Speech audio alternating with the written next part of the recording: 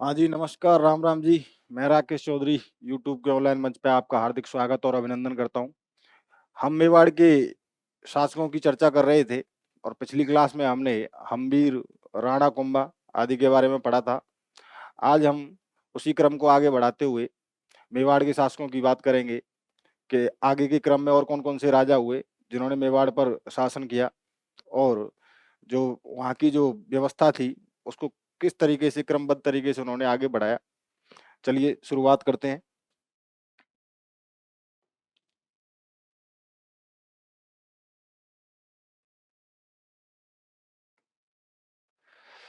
आज हम बात करेंगे आपके राणा सांगा की।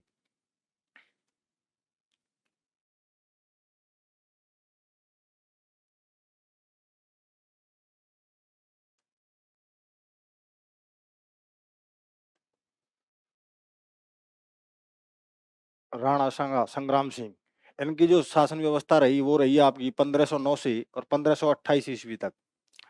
इनके पिता का नाम रायमल था। मैंने पिछली क्लास में आपको पढ़ाया था रायमल के बारे में। तो रायमल की मृत्यु के बाद में मेवाड़ के अगले राजा बनते हैं आपके संग्राम सिंह यानी कि राणा सांगा। राणा सांगा, इनके बारे में कहा जाता है कि राजस्थान के इतिहास में इनके जैसा योद्धा और इनके जैसा शासक कोई नहीं रहा। क्योंकि जो युद्ध की जो एक कह सकते हैं एक लालसा लड़ने की इनके अंतर्गत खूब सारी थी। यानी कि जो एक जुगुप्सा होती है, यानी कि युद्धसा कह सकते हैं उसको, यानी कि युद्ध लड़ने की इच्छा इनके अंतर्गत बहुत बहुत थी। और तभी जब उस समय खानवा का युद्ध होता है आपके, तो जब उस समय इनकी मृत्यु होती है उसी युद्ध के दौरान, तो ऐसा कहा जाता है कि जब ये घायल हो गए थे, शरीर पर बहुत सारे घाव थे। इतिहास में ऐसा वर्णित है कि इनके शरीर पर 80 घाव थे राणा सांगा के। तो गांव देहात में ये कह भी देते हैं, जब कोई बच्चा उद्यमी होता है तो उसको कह देते हैं कि भाई राणा सांगा है क्या। यानी कि ऐसा योद्धा जो गिरने, पड़ने, कटने, फटने के बाद भी पीछे नहीं हटता, वो कौन कहलाता है? राणा सांगा कहलाता है। चलिए आज इन्हीं के बारे में पढ़ते हैं अपन। तो रायमल की मृत्यु के बाद ये मेवाड़ के राजा बनते हैं। सबसे पहला जो इन्होंने युद्ध लड़ा वो लड़ा था आपके 1517 ईस्वी में। 1517 ईस्वी में ये युद्ध लड़ते हैं आपके खातौली का युद्ध, जो आपके होता है कोटा में। और ये लड़ते हैं इब्राहिम लोदी के साथ में। उस समय दिल्ली का शासक कौन था? इब्राहिम लोदी था। मैंने ये क्रम से जो युद्ध लड़े गए वो इसलिए लिखे हैं क्योंकि एग्जाम में इनके बारे में अंदर से ज्यादा डिटेल नहीं पूछी जाती। यही पूछा जाता है एग्जाम में कि कौन सा युद्ध कब लड़ा गया था और किसके साथ में लड़ा गया था। इसलिए शॉर्ट एंड स्वीट ये चार पांच चीजें आपके लिए इंपॉर्टेंट है कि 1517 ईस्वी में ये युद्ध लड़ा गया। खातौली का युद्ध था, कोटा में लड़ा गया था, सांगा और इब्राहिम लोदी के साथ में लड़ा गया था। उस समय दिल्ली का जो शासक था वो था इब्राहिम लोदी। अगली नेक्स्ट हम बात करें तो दूसरा युद्ध लड़ा इन्होंने 1518 ईस्वी में, जिसे बाड़ी के युद्ध के नाम से जाना जाता है। और ये बाड़ी पड़ता है आपका क्षेत्र धौलपुर के अंदर। कहाँ पड़ता है दोस्तों? धौलपुर के अंदर बाड़ी बाड़ी नाम की एक जगह है, वहां पर पड़ता है ये। तो सांगा और इब्राहिम लोदी इन दोनों के साथ में युद्ध होता है। बाड़ी का युद्ध भी किसके साथ में होता है? आपके इब्राहिम लोदी के साथ में होता है। यानी कि बाड़ी का युद्ध और आपके खातौली का युद्ध दोनों किसके साथ में हुए थे? इब्राहिम लोदी के साथ में हुए थे, जो कि कहाँ का राजा शासक था? दिल्ली का शासक था। कब हुए थे? तो पहला खातौली का युद्ध हुआ था आपके 1517 ईस्वी में। दूसरा युद्ध हुआ था 1518 ईस्वी में, बाड़ी का युद्ध या धौलपुर का युद्ध कह सकते हैं उसको। नेक्स्ट हम बात करते हैं 1519 ईस्वी की। तो ये इसको गागरोन का युद्ध कहते हैं। ये हुआ था, आप गागरोन पड़ता है आपके झालावाड़ में। ये हुआ था आपके सांगा और महमूद खिलजी के किसके मध्य? महमूद खिलजी के मध्य। यानी कि ये महमूद खिलजी जो होता है ये उस समय आपके गुजरात या ईडर का शासक होता है, मालवा साइड का। ठीक है, इसके साथ में ये युद्ध होता है 1519 ईस्वी में। नेक्स्ट हम बात करें 16 फरवरी 1527 ईस्वी को कौन सा युद्ध होता है आपके? तो बयाना का युद्ध होता है। बयाना आपको पता होगा, ये आपके भरतपुर डिस्ट्रिक्ट में पड़ता है। और ये युद्ध होता है आपके सांगा और बाबर के मध्य। यानी कि अब ये मान लो कि बाबर की यहाँ से एंट्री हो जाती है कहाँ? राजस्थान के अंदर। तो पहला जो युद्ध लड़ा गया था बाबर के साथ में वो कौन सा था? बयाना का युद्ध था, जो आपके लड़ा गया था 16 फरवरी 1527 ईस्वी को। ये बात विशेष रूप से आपको याद रखनी है कि बाबर के साथ में राणा सांगा का प्रथम जो युद्ध हुआ वो कहाँ हुआ था? तो बयाना में हुआ था प्रथम युद्ध।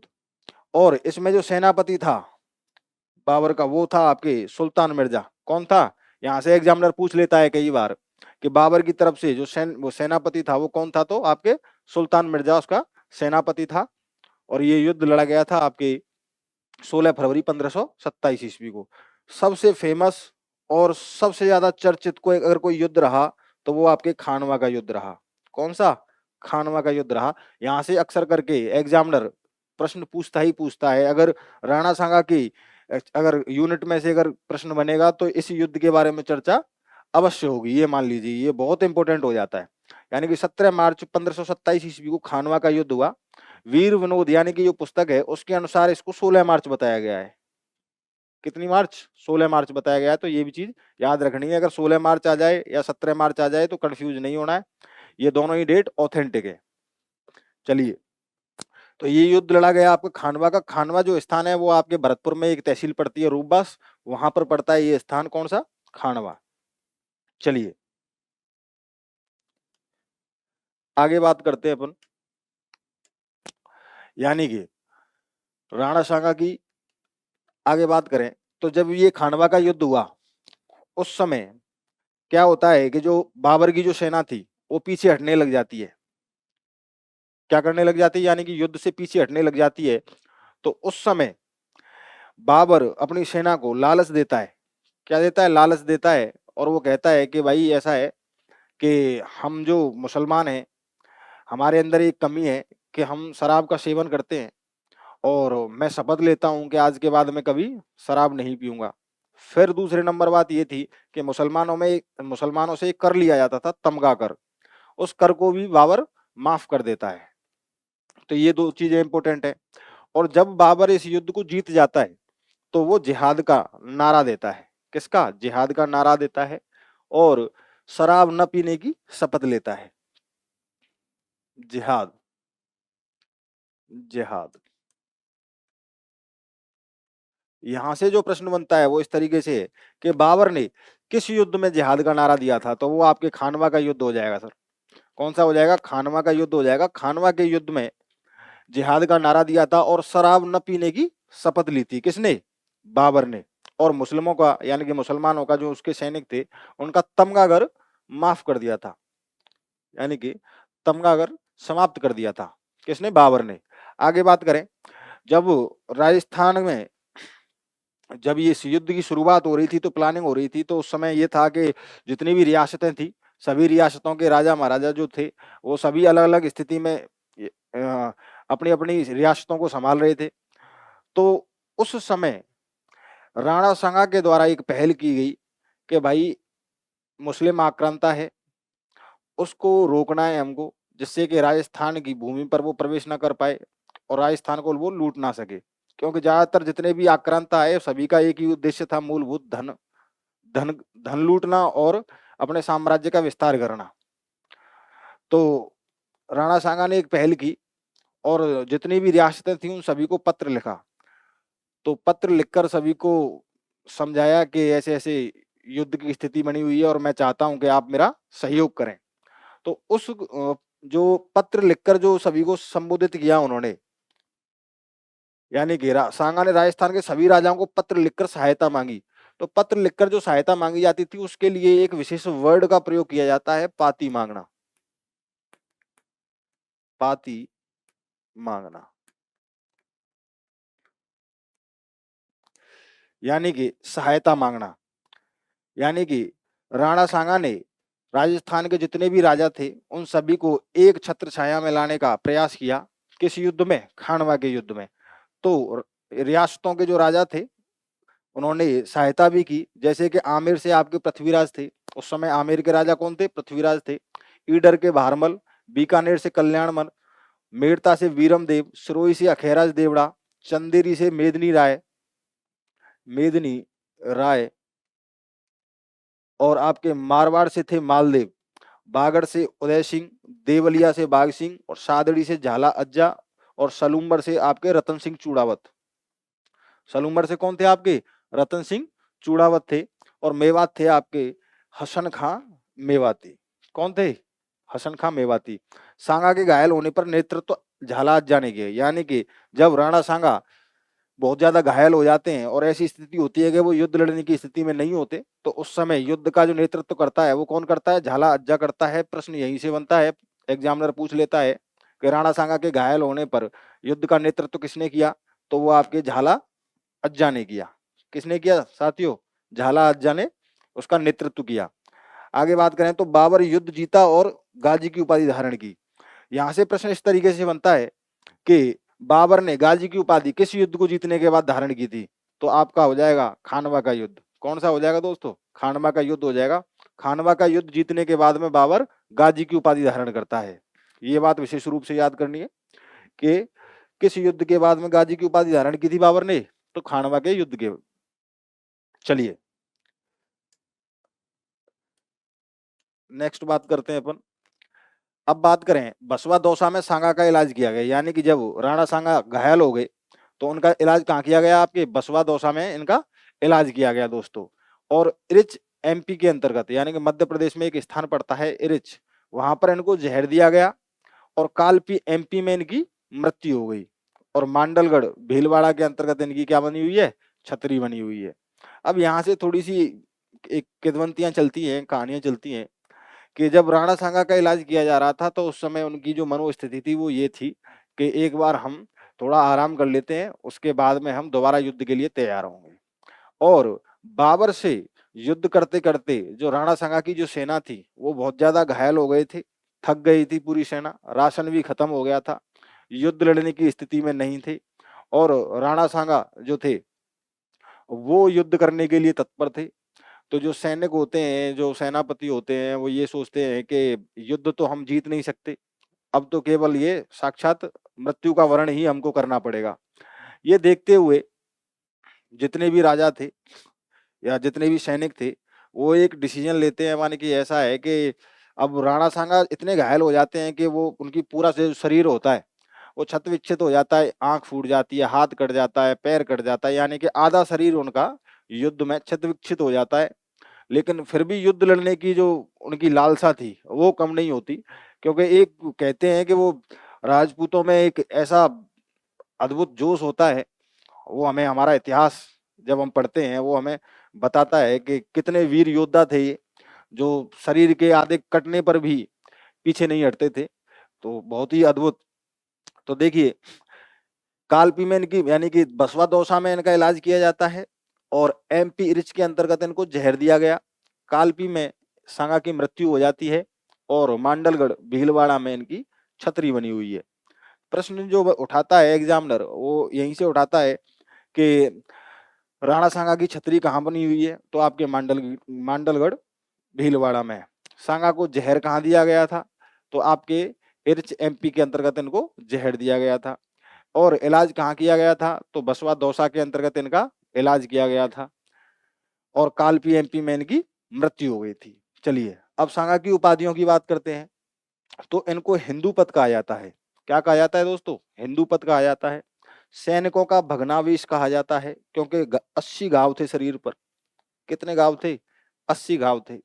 अब बताइए 80 घाव होना बहुत बड़ी बात हो जाती है। 80 निशान भी नहीं लगा सकते हो आप अपने शरीर पर। इनके 80 घाव थे। मैंने अभी बताया कि एक आंख नहीं थी, एक हाथ नहीं था, एक पैर नहीं था। तो इस तरीके से पूरा सैनिकों का भग्नावेश इनको कहा जाता है। पूछ लिया जाता है कई बार कि किस शासक को या किस राजा को हिंदू पद कहा जाता है या हिंदू पद की उपाधि किसने धारण की थी? तो वो आपके राणा सांगा हो जाते हैं। सैनिकों का भग्नावेश किसको कहा जाता है? तो आपके राणा सांगा को कहा जाता है। कितने घाव थे शरीर पर? तो 80 घाव थे इनके। आगे हम बात करते हैं तो इनके पुत्र थे आपके भोजराज जी। कौन थे? भोजराज जी, जिनको काल भोज भी कहा जाता है। इनका विवाह हुआ था आपके मीराबाई के साथ में। किसके साथ में हुआ था? मीराबाई के साथ में हुआ था। ये बड़े बेटे थे राणा सांगा के। किसके बेटे थे ये? राणा सांगा के बड़े बेटे थे और इनका विवाह हुआ था मीराबाई के साथ में। यहाँ से प्रश्न अक्सर अगर पूछ लिया जाता है कि मीराबाई का विवाह किसके साथ में हुआ था? तो आपके भोजराज के साथ में हुआ था, जो किसके पुत्र थे? राणा सांगा के पुत्र थे। ये बात याद रखनी है आपको। चलिए,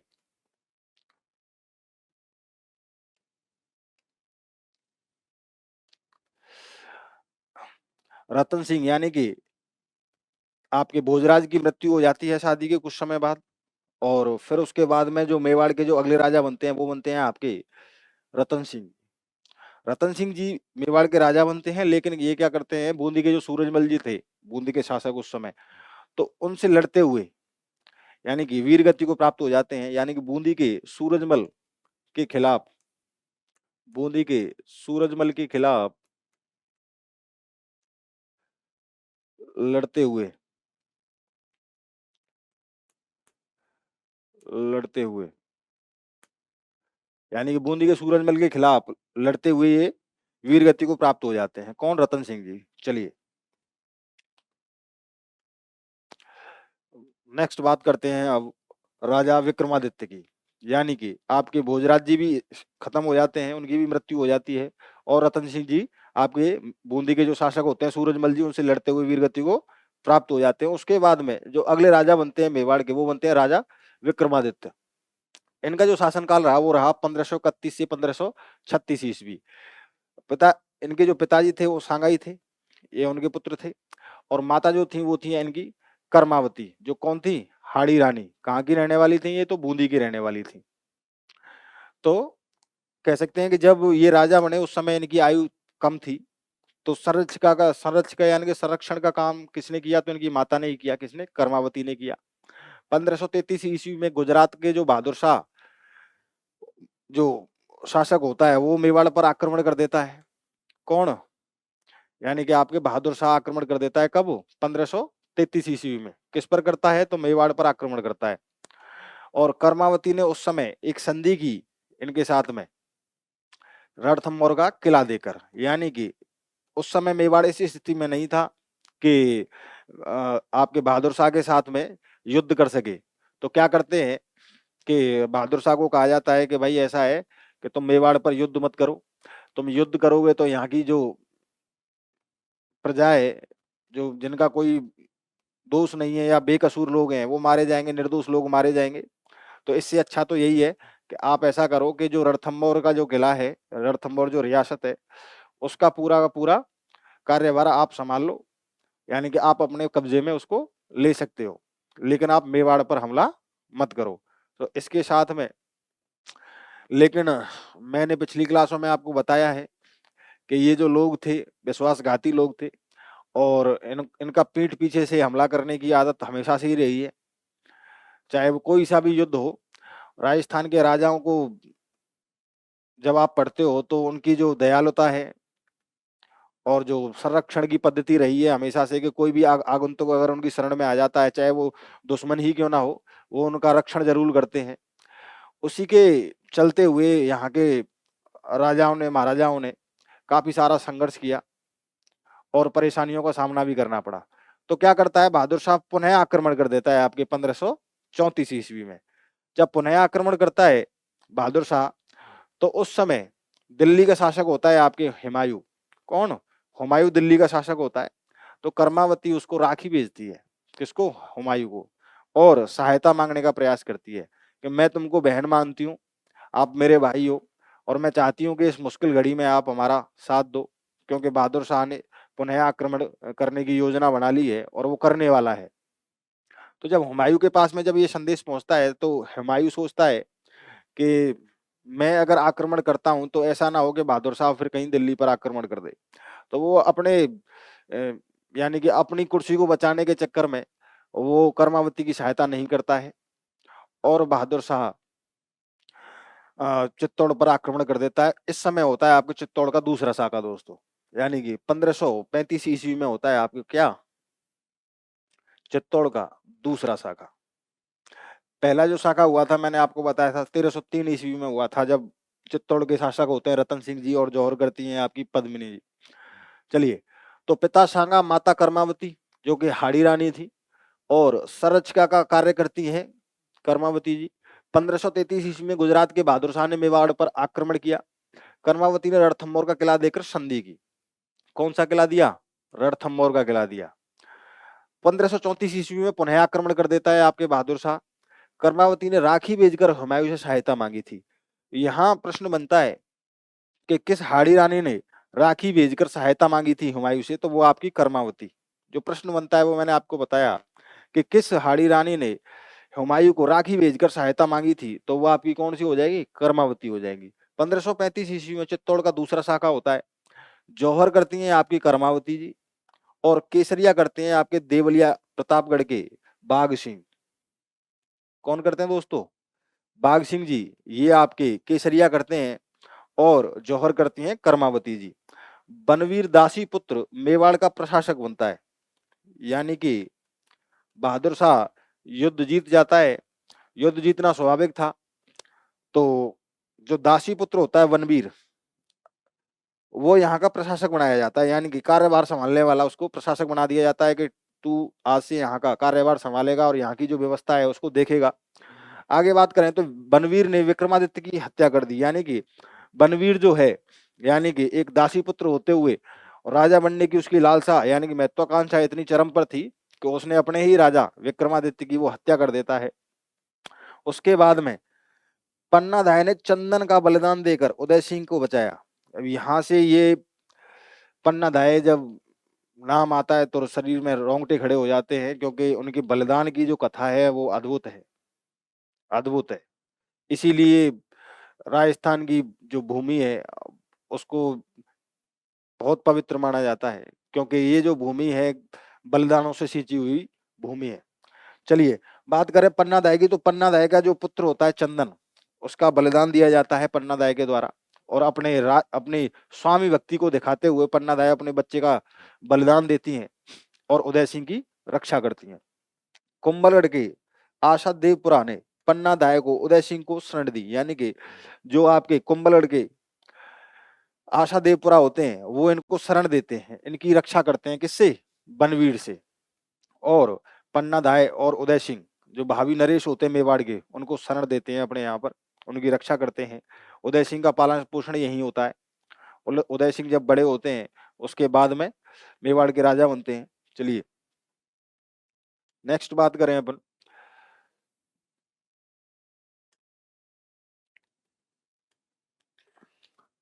अकबर ने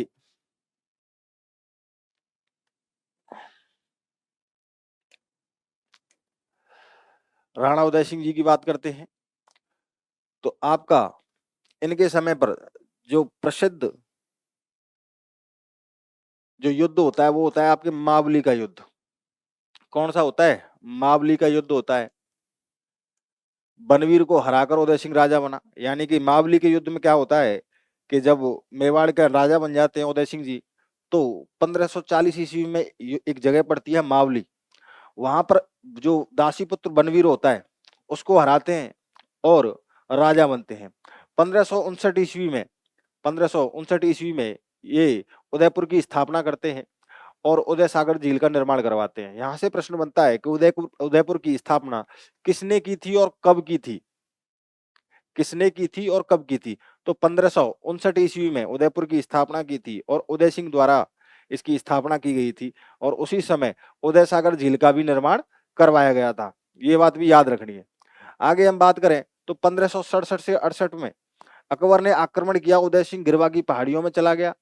1568 ईस्वी में चित्तौड़ का तीसरा शाखा होता है। कब होता है दोस्तों, 1568 ईस्वी में चित्तौड़ का तीसरा शाखा होता है। जौहर किया आपके फूल कंवर जो जयमल की बहन थी और फत्ता की पत्नी थी। केसरिया फत्ता करता है और जयमल ने कल्ला राठौड़ी कंधों पर बैठकर युद्ध किया। अकबर ने 30,000 लोगों का कत्लेआम करवाया और अकबर ने जयमल और फत्ता की मूर्तियां लगवाई, कहां पर, आगरे के किले पर। अब चलिए देखते हैं, यानी कि 1567 से 68 के बीच में अकबर आक्रमण करता है, कहां पर, चित्तौड़ पर। तो स्थिति ऐसी बनती है कि उदय सिंह जी जो होते हैं वो चित्तौड़ को छोड़कर चले जाते हैं आपके कुंभलगढ़, कुंभलगढ़ में जाके शरण लेते हैं। उसके बाद में जो युद्ध करते हैं वो करते हैं आपके जयमल और फत्ता। जयमल और फत्ता ये दोनों आपस में मित्र होते हैं। जयमल की जो बहन होती है यानी कि फूल कंवर, ये आपके जौहर करती हैं, जो कि फत्ता की पत्नी होती है। किसकी? फत्ता की पत्नी होती है। जयमल जो होते हैं, ये आपके युद्ध करते हैं और युद्ध करते हुए दोनों ही वीर गति को प्राप्त होते हैं, जयमल और फत्ता। एक स्थिति ऐसी आती है कि जब ये युद्ध कर रहे होते हैं, उस समय कल्ला राठौड़, जो हमारे लोक देवता भी कहे जाते हैं, 5 पीरों में जिनका नाम आता है कल्ला राठौड़ का, यानी कि कल्ला राठौड़ जो हमारे लोक देवता कहलाते हैं, इनके कंधों पर बैठकर जयमल युद्ध करते हैं। ऐसा कहा जाता है कि वे उनके पैर कट गए थे, और जब पैर कट गए थे यानी कि पैर घायल हो गए थे, तो वो कल्ला राठौड़ के कंधों पर बैठते हैं और युद्ध करते हैं। इसलिए कल्ला राठौड़ को 4 हाथों वाला देवता कहा जाता है। कल्ला राठौड़ क्या कहा जाता है? 4 हाथों वाला देवता कहा जाता है। जब मैंने लोक देवता पढ़ाए थे कल्चर में, आपको तब बताया था कि 4 हाथों वाला देवता किसे कहा जाता है?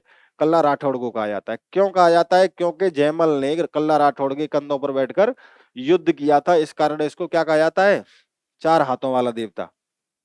अकबर ने, जब अकबर युद्ध जीत जाता है, उसके बावजूद भी चित्तौड़ के अंतर्गत 30,000 लोगों का कत्लेआम करवाता है दोस्तों। कितने लोगों को? 30,000 लोगों को मरवा देता है अकबर। अब हम कैसे कह सकते हैं कि अकबर कोई सहिष्णु आदमी था? हम कैसे कह सकते हैं कि उसके अंदर दया थी? जब 30,000 निहत्थे लोगों को मरवा देता है कोई इंसान, तो वो कितना निरसंस कायर इंसान होगा, निहत्थे लोगों पर वार करने वाला। तो ये तो खैर आदत रही है इनकी, मुगलों की। 30,000 लोगों का कत्लेआम करवा देता है। और जयमल और फत्ता की जो वीरता को देखते हुए वो अपने आगरा के किले पर इनकी मूर्तियां लगवाता है। हम कह सकते हैं कि एक तरीके से उनका अनादर करवाता है वो, क्योंकि सेवक के तौर पर उनकी मूर्तियों को आगे लगाना उस समय मेरे हिसाब से अनादर ही होगा किसी वीर पुरुष की। तो जयमल और फत्ता की जो मूर्तियां आगरे के किले पर लगी हुई हैं, प्रश्न पूछ लिया जाता है कि जयमल और फत्ता की जो मूर्तियां हैं वो किस किले पर लगी, किस किले के गेट पर लगी हुई हैं? तो आगरा का किला है। और आगे बात करते हैं, अकबर ने जयमल और फत्ता की मूर्तियां आगरे के किले पर लगवाई। बीकानेर के जूनागढ़ किले में भी इनकी मूर्तियां लगी हुई हैं, जयमल और फत्ता की। ये बात भी याद रखनी है। जयमल और फत्ता की मूर्तियां कहाँ कहाँ लगी हुई हैं आपके? एक तो आगरे के किले के गेट पर लगी हुई हैं, दूसरे आपके जूनागढ़ बीकानेर में लगी हुई हैं। ये बात याद रखनी है। नेक्स्ट हम बात करें तो 28 फरवरी 1972 को होली के दिन गोगुंदा में किसकी मृत्यु हो जाती है? उदय सिंह जी की मृत्यु हो जाती है।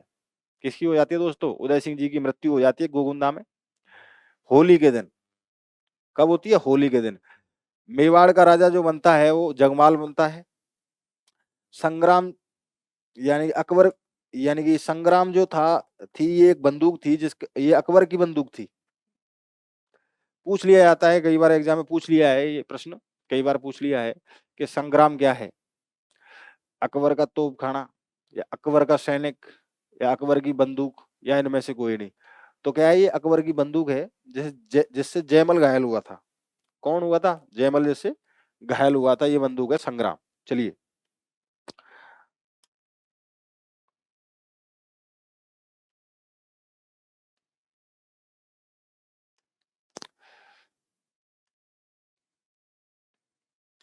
अब बात करते हैं हम महाराणा प्रताप की। वो वीर योद्धा जिसने कभी समर्पण नहीं किया, महाराणा प्रताप। महाराणा प्रताप अद्भुत योद्धा रहे। मेरे हिसाब से आज वर्तमान परिप्रेक्ष्य में अगर हम कहें कि महाराणा प्रताप के नाम से राजस्थान प्रदेश को जाना जाता है, तो ये गलत नहीं होगा। महाराणा प्रताप एक अदम्य साहस का परिचय देते हुए राजस्थान की इस वीर भूमि पर पैदा हुए, और उन्होंने ये दिखाया कि ये भूमि समर्पण की भूमि है, ये भूमि त्याग की है। तो दुश्मनों के छक्के छुड़ा दिए इन्होंने। ऐसा कह सकते हैं कि जितने भी मुगल थे घुटने टेक दिए, लेकिन ये पराजित नहीं हुए। चलिए, हम बात करें तो पिता इनके उदय सिंह जी थे, माता का नाम जयवंताबाई था, जयवंताबाई सोनगरा। जन्म हुआ था 9 मई 1540 ईस्वी को, कुंभलगढ़ में हुआ था। और बचपन का नाम कीका। हालांकि सभी बच्चों को कीका ही कहा जाता है राजस्थान के अंतर्गत, लेकिन मूलभूत रूप से ये प्रश्न बना है तो पूछ लिया जाता है कई बार कि बचपन का की का नाम बचपन का किसका था? तो महाराणा प्रताप को कहा जाता था। और रानी का जो नाम था वो थी इनकी अजबदे पवार। प्रथम बार जो इनका राज तिलक होता है वो आपकी गोविंदा में होता है। कहाँ पर होता है दोस्तों? गोविंदा में होता है। सलूमर के जो सामंत होते हैं कृष्णदास चूड़ावत, वो इनका तिलक करते हैं। मैंने आपको शुरुआत में बताया था कि जब जो राणा लाखा के पुत्र होते हैं चूड़ा, तो जब वो प्रतिज्ञा लेते हैं आजीवन विवाह न करने की, तो उस समय राणा लाखा के द्वारा यानी कि 16 ठिकानों में से 4 ठिकाने दिए गए थे किसको? सलूमर के सामंतों को। और जो सलूमर के जो सामंत थे वो सबसे बड़ी बड़ी व्यवस्था थी उस समय, सबसे बड़ी हम कह सकते हैं, एक तरीके से वो रियासतें मान ली जाती थी। और सलूमर के जो ये उस समय नियम बनाया गया था कि जितने भी मेवाड़ के जो राजा होंगे उन सभी का जो राज तिलक करेगा वो सलूमर का सामंत ही करेगा। तो इस समय सलूमर के सामंत होते हैं आपके कृष्णदास चूड़ावत जी, वो महाराणा प्रताप का तिलक करते हैं प्रथम बार गोगुंदा में, दूसरी बार इनका विधिवत रूप से कुंभलगढ़ में इनका तिलक होता है विधिवत रूप से। तो तब ये चित्तौड़ के राजा बनते हैं। और ऐसा कहा जाता है कि जब इनका कुंभलगढ़ के अंतर्गत जब राज तिलक हो रहा था तो उस समय मारवाड़ के चंद्रसेन भी यहाँ पर आए थे। कौन? मारवाड़ के चंद्रसेन। मारवाड़ के चंद्रसेन, यहाँ से जो प्रश्न बनता है वो इस तरीके से, यानी कि मारवाड़ के चंद्रसेन को महाराणा प्रताप का पूर्वगामी कहा जाता है। क्या कहा जाता है? पूर्वगामी कहा जाता है। महाराणा प्रताप की तरह चंद्रसेन जो थे इन्होंने कभी समर्पण नहीं किया मुगलों के सामने और इधर उधर घूमते रहे, लेकिन कभी समर्पण नहीं किया, कभी पकड़ में भी नहीं आए, पकड़े भी नहीं गए और न कभी हारे, यानी कि हार नहीं मानी। ऐसे वीर योद्धा थे मारवाड़ के चंद्रसेन। प्रताप का पूर्वगामी कहा जाता है। प्रश्न यही पूछता है एग्जामिनर कि प्रताप का पूर्वगामी किसे कहा जाता है? तो चंद्रसेन जी को कहा जाता है। किसको कहा जाता है दोस्तों? चंद्रसेन को कहा जाता है। ये बात याद रखनी है। आगे हम बात करते हैं। तो इनका जन्म हुआ 9 मई 1540 कुंभलगढ़। बचपन का नाम कीका, रानी अजबदे पवार। पहला जो राज तिलक हुआ आपके वो गोविंदा में हुआ, दूसरा कुंभलगढ़ में हुआ। और गोगुंदा में जो राज तिलक हुआ उसका राज तिलक किया आपके सलूमर के सामंत कृष्णदास चूड़ावत ने। और यानी कि जब कुंभलगढ़ में राज तिलक हुआ उस समय मारवाड़ के चंद्रसेन आए थे। आगे हम बात करें तो अकबर, जब सबसे मेन चीज तो यही होती है कि उस समय दिल्ली का शासक अकबर था और अकबर ने प्रताप को समर्पण करने के लिए, आत्मसमर्पण करने के लिए 4 लोगों को भेजा, जो ये मूल रूप से आपके जलाल खां कोरची, जलाल खां कोरची 1572, मान सिंह, भगवान दास, भगवान दास टोडरमल, यानी कि जलाल खां कोरची को भेजता है 1572 ईस्वी में, मान सिंह, भगवान दास और टोडरमल को भेजता है 1573 ईस्वी में। और फिर जब इन चारों को भेजने के उपरांत भी जब महाराणा प्रताप समर्पण नहीं करते हैं, नहीं मानते इनकी बात, नहीं बोलते कि भाई मैं समर्पण नहीं करूंगा, मैं संधि नहीं करूंगा आपके साथ में, फिर उसके बाद में आपके जो राजस्थान के इतिहास का जो महत्वपूर्ण युद्ध हो जाता है वो हो जाता है आपके हल्दी घाटी का युद्ध 18 जून 1576 ईस्वी को। कौन सा हो जाता है दोस्तों? हल्दी घाटी का युद्ध 1576 ईस्वी को ये युद्ध होता है प्रताप और अकबर के बीच में।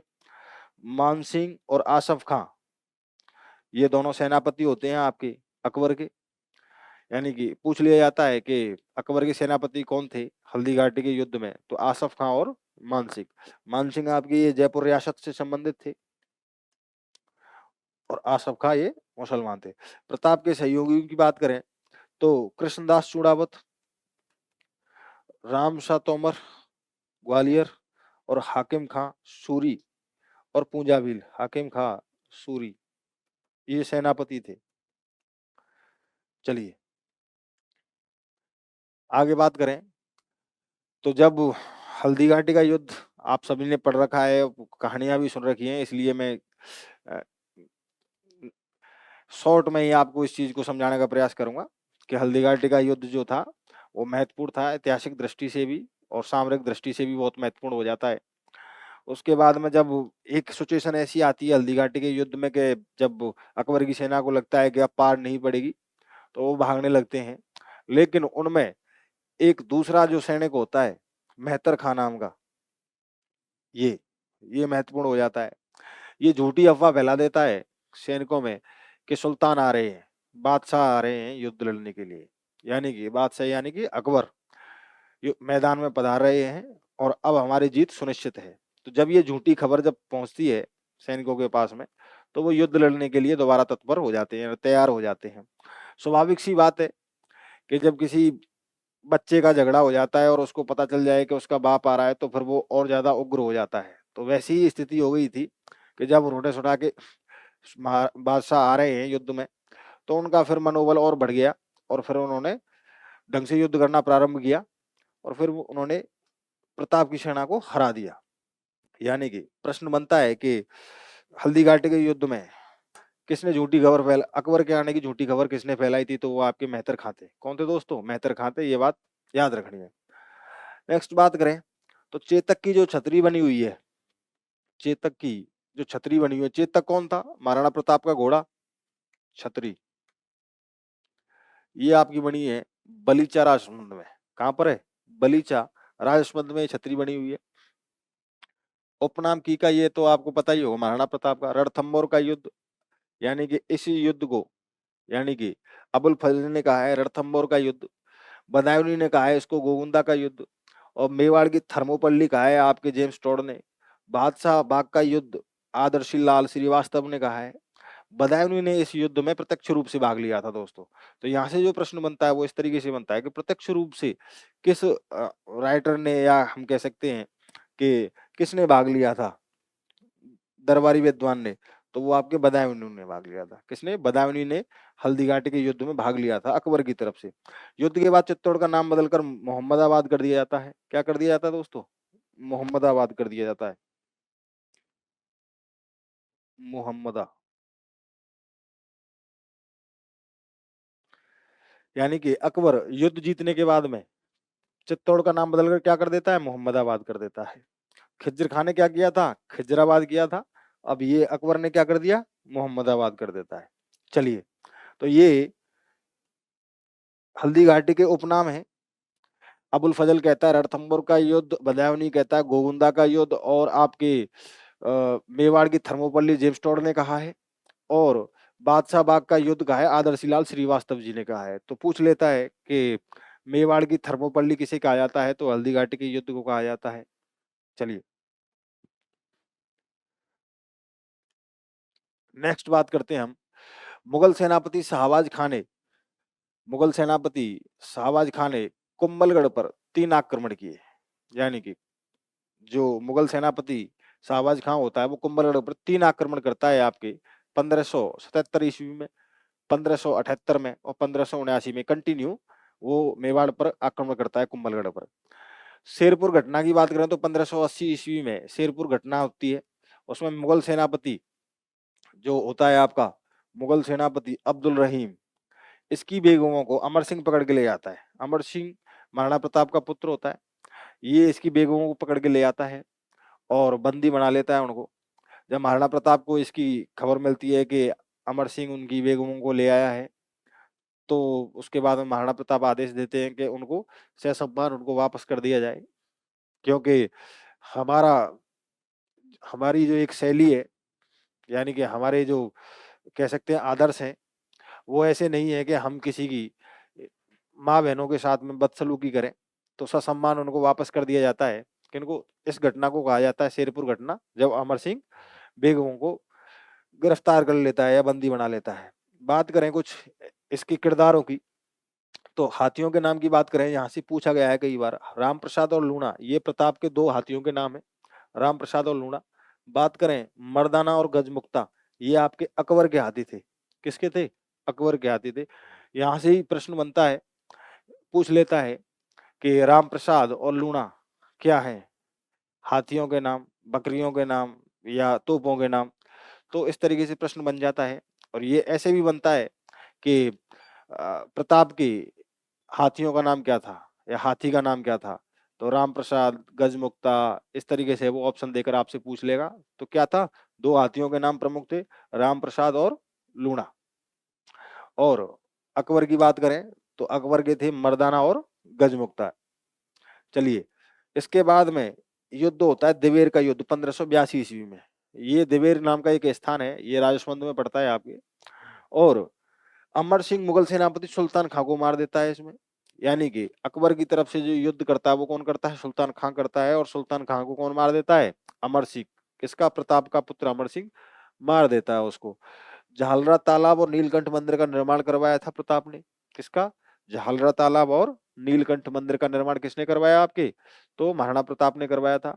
1585 ईस्वी में महाराणा प्रताप ने चावंड अपनी राजधानी बनाया। यहाँ से अभी कुछ समय पहले एक शायद रीट मेंस हुआ था पिछली बार, तब यहाँ से ये प्रश्न बना था कि महाराणा प्रताप ने चावंड को अपनी राजधानी कब बनाया था? यानी कि महाराणा प्रताप ने चावंड को अपनी राजधानी कब बनाया था? तो 1585 ईस्वी में बनाया था। रिसेंटली किसी परीक्षा में पूछा गया ये प्रश्न था कि महाराणा प्रताप ने चावंड को अपनी राजधानी कब बनाया? तो 1585 ईस्वी में। नेक्स्ट हम बात करें तो 19 जनवरी 1597 ईस्वी को चावंड में प्रताप की मृत्यु हो जाती है, यानी कि शहीद हो जाते हैं कौन? महाराणा प्रताप 1597 ईस्वी में। कहां पर? चावंड में। चावंड नाम के स्थान पर शहीद हो जाते हैं। चलिए आगे हम बात करें तो प्रताप की जो छतरी बनी हुई है वो आपके बांडोली उदयपुर में बनी हुई है। 8 खंभों की छतरी है। प्रश्न पूछता है एग्जामिनर यहाँ से कि महाराणा प्रताप की 8 खंभों की छतरी कहाँ बनी हुई है? तो बांडोली उदयपुर में बनी हुई है। नेक्स्ट हम बात करें दरबारी विद्वानों की। जो महाराणा प्रताप के जो दरबार में रहने वाले जो विद्वान थे, जिन्होंने पुस्तकें भी लिखी, यानी कि हेमरत्न सूरी, इन्होंने गौरा बादल की चौपाई लिखी, जिसमें गौरा बादल की यानी कि वीरता और शौर्य का वर्णन किया गया है उन चौपाइयों के माध्यम से। किसके अंतर्गत? गौरा बादल की चौपाई। ये पुस्तक लिखी है आपकी हेमरत्न सूरी ने। किसने लिखी? हेमरत्न सूरी ने।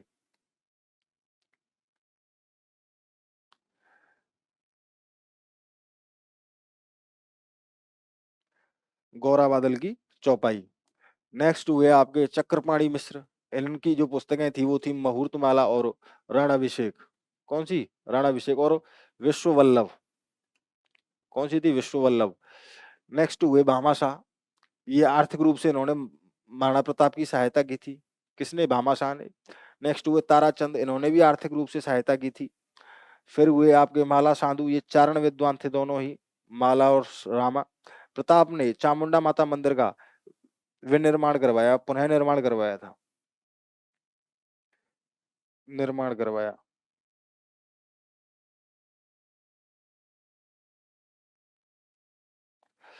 तो प्रताप ने चामुंडा माता के मंदिर का निर्माण भी करवाया। कब? चित्तौड़गढ़ के अंतर्गत। अब हम बात करते हैं भामाशाह की। यानी कि जब आर्थिक सहायता की बात आती है तो भामाशाह, यानी कि हम राजस्थान के अंतर्गत देखते हैं जब वो किसी स्कूल में या कॉलेज में या कोई ऐसी जगह पे जो सार्वजनिक निर्माण की जो जगह स्थान होता है, तो वहां पर हम कहते हैं कि भामाशाहों की सूचियां लाई जाए, यानी कि किस किस भामाशाह ने क्या क्या दान किया है। तो ये जो शुरुआत हुई ये महाराणा प्रताप के समय से ही हुई, जिनका नाम भामाशाह था। और इन्होंने, ऐसा कहा जाता है कि ये अपने पूर्वजों के लिए एक मंदिर बनाना चाहते थे, उसके लिए इन्होंने धन इकट्ठा कर रखा था। और जब महाराणा प्रताप की इन्होंने जब स्थिति देखी तो यानी कि कह सकते हैं कि वीर भूमि राजस्थान का होने के नाते, और वो भी मेवाड़ की धरती पर पैदा होने वाले इस योद्धा ने जब देखा कि महाराणा प्रताप की स्थिति खराब है और उनको आर्थिक सहायता की सख्त आवश्यकता है, तो इन्होंने अपने पूर्वजों की जो संपदा थी उसको इन्होंने इनके लिए दान कर दिया। और इतनी मात्रा में किया कि काफी समय तक इनके पास में परेशानियों का इनको सामना नहीं करना पड़ा। ऐसे ही आपके ताराचंद हुए, इन्होंने भी इनकी आर्थिक सहायता की थी। तो महाराणा प्रताप का शौर्य और बलिदान तो अमर ही है। आज भी जब हम महाराणा प्रताप की बात करते हैं तो रोंगटे खड़े हो जाते हैं, पूरा शरीर ये मान लो कि गुंजायमान हो जाता है इनकी वीरता से। इसी के साथ में आज की हम क्लास को समाप्त करते हैं। उम्मीद है आपको क्लास पसंद आएगी। चलिए, धन्यवाद।